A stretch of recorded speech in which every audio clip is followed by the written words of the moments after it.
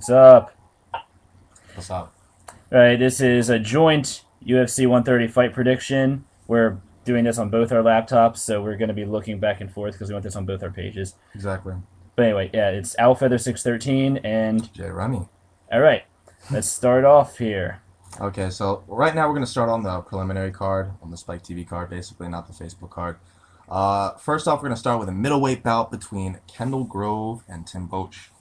Now, Kendall Yes. Grove, as we all know, is Ultimate Fighter 3 winner for the middleweights. A very tall middleweight, 6'6".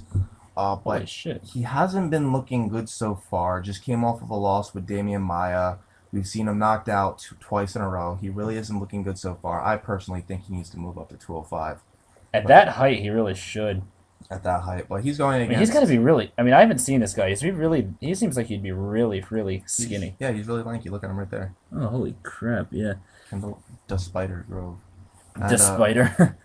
Yeah. Kendall Grove, as we all know, just came off of a loss with Damian Maia. But also, Bosch came off of a loss against Phil Davis also. And Phil Davis is doing pretty well for himself right about now too. So yeah. Yeah, he is doing pretty well for himself. Well, anyway, Tim Bosch is coming down to middleweight, fighting Kendall Grove. Um, to tell you, and Kendall Grove really needs this win. If he loses this time, he may be one of. He may be cut. There is a possibility he could be cut, and an Yeah. Ultimate Fighter winner being cut. Yeah, that wouldn't be good. We haven't. He really does need it. I have to agree, but that doesn't necessarily mean that he's going to get it. Doesn't really mean he's gonna I get think it. Boach might actually have him here. So it's really hard to say because I haven't seen too many of Kendall Grove's fights. Grove may have Same. a couple issues with his chin. Bosch, he's been doing good so far, but I really don't know if the weight's going to get him. I'm going to give this fight to Kendall Grove, mainly because he's fighting mostly out of desperation right here. And I think I'm going to go against you here. I think I'm going to give it to Boach just because he seems like he's in the better position right now. All right, so I don't see Kendall Grove knocking Bosch out. I'm really going to see this being either a unanimous decision or submission by Bosch. I mean, unanimous decision or submission by Grove, but Bosch could take it also. Yeah, I don't see a knockout happening here either, but if it does go to decision, I think Boach might have it. All right, so We'll it's see either how that Kendall goes. Grove or Bosch. Next, we Yeah. have Miguel Torres versus Demetrius Johnson. Yeah. Now, Miguel Torres is coming off of a win of Antonio Banuelos, while Demetrius Johnson is coming off of a win against Kid Yamamoto. So we'll see, like, who's the better fighter. Yeah, so it's not like either one of them's coming off of a loss. So So they're both in pretty good prime position here. So Torres is coming off of a. Torres actually has a height and reach advantage. Torres is about 5'7". Demetrius Johnson is about 5'3". Ooh. But he's also pretty good. It's hard, very hard to say this. I could say Miguel Torres' size advantage will get the better of Johnson. Yeah, but then Demetrius Johnson does have his submission skills. He does have his submission skills, And but size doesn't matter in that factor. many of us can't really argue with Miguel Torres. I believe he has like a 39-3 record. Yeah, compared to Demetrius, who hasn't even fought that many fights. I mean, yeah, 39-3 record. He's been doing pretty good. I mean, Miguel Torres probably, bless you, will probably end up taking this. Miguel Torres may end up taking this. And we've also seen, actually, Demetrius Johnson has never been knocked out also.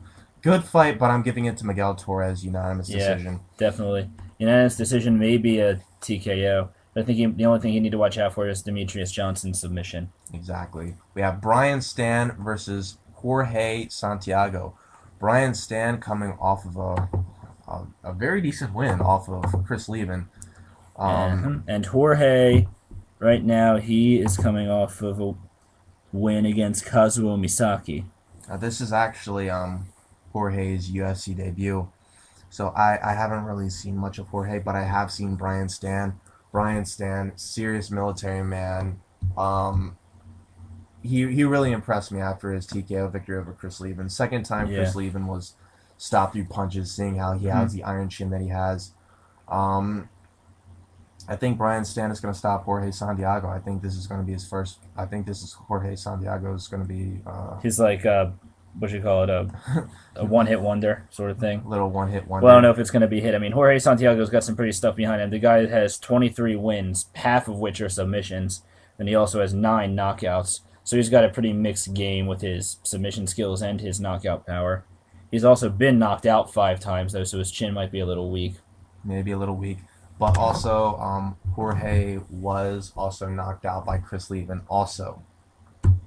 So I know it's really hard to do MMA math, but Yeah, you know, coming off of a guy who was knocked out by Chris Levin and the guy who knocked out Chris Levin, I know we I'd can't say really have yeah. this, but I'm really giving this to Brian Stann on this one.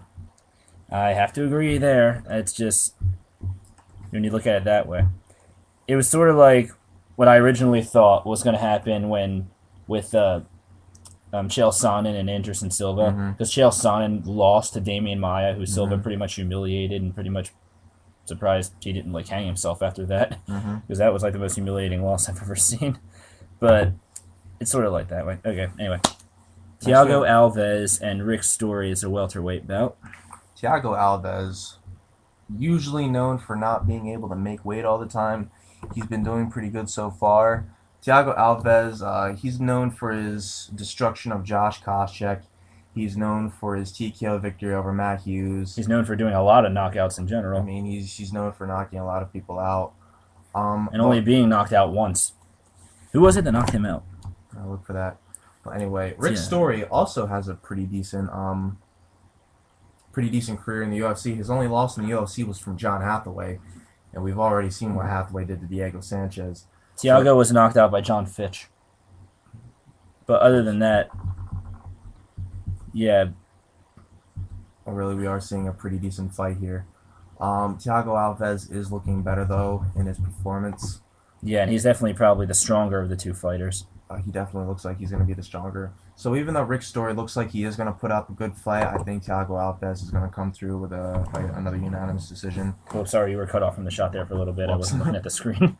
All right, So I think Alves is going to come off with a unanimous decision under this. unanimous decision could be the least of it. He might be a TKO on his part too. I mean, if he is able to get Rick Story with a good shot, he could partially or completely knock him out. He could. Next we have the battle Here's a between good the one. giants. The battle of the Jets: Stefan Struve and Travis Brown. Stefan Struve, 6 feet 11 inches tall, 83-inch reach, coming off of He's coming off of a win against Sean Corkle. McCorkle and one before that. Yeah, I mean, yes, this guy did actually lose to Roy Big Country Nelson, but A lot of people lost to Roy Big Country Nelson. just because Roy just pretty much used the entire length of his arm and just did a massive overhand that clipped him on his chin. But Definitely. other than that, I mean, you're looking at a guy who's got a 21-4 record here. I mean, Stefan Struve uses his size to very good advantage here. He definitely does. And his only losses from Junior Dos Santos to Roy Nelson, which are like his only. Did he have another knockout loss? I'm not too sure. Well, one was by an injury, but that's it. He only has 4 losses under his belt, and there's nothing wrong with losing to Dos Santos and Roy Nelson. They're both Not at really all. good fighters. I mean, Especially not to Dos Santos. he came off and knocked out Christian Moorcraft, and then he came back and TKO'd Big Sexy. So Yeah, that's true. The only sad part about this is that he's the tallest man in the UFC, and he still has a shorter reach than Bones Jones. that is pretty strange. But yeah, so Stefan Struve has a lot to look forward to in this fight, especially Yeah. Travis Brown, who's also 6'7", and he's nobody short. And He doesn't really even have a loss. he doesn't. He just came off of a draw from Czech Congo. Czech Congo is not the best heavyweight, but Czech Congo does have a pretty decent reach, and he's a great kickboxer. Why was it a loss? Czech Congo had a point deducted for grabbing Brown's shorts. Whoops. Okay, so, but yeah, he doesn't have a loss. I mean, granted, he hasn't had as many fights. He's only had 11 fights compared to the the 26 fights that Stefan Struve has had. So he doesn't have as much experience, but so far he has no loss, even though he did sort of come off of that draw. But because Congo had a point deducted, it leads me to believe. I didn't see that fight, but that would lead one to believe that Czech Congo was winning the fight. Mm-hmm. But still, I mean, he's still coming off pretty strong, I would think. But I want to give that one to Struve. He just seems like all around the better guy. I'm definitely going to give this one to Is this Struve. will this be able to post if this video goes over 10 minutes? Probably. Okay, because I've never tried that. I wasn't sure if YouTube will cut you off or make you do it into 2 parts or something. We're going to stop this video right here and film another one. Yes. All right. So we'll get on to the. How many ones do we have left? Just a couple. We have like 2 or 3 more, so we'll do that in part 2. All right.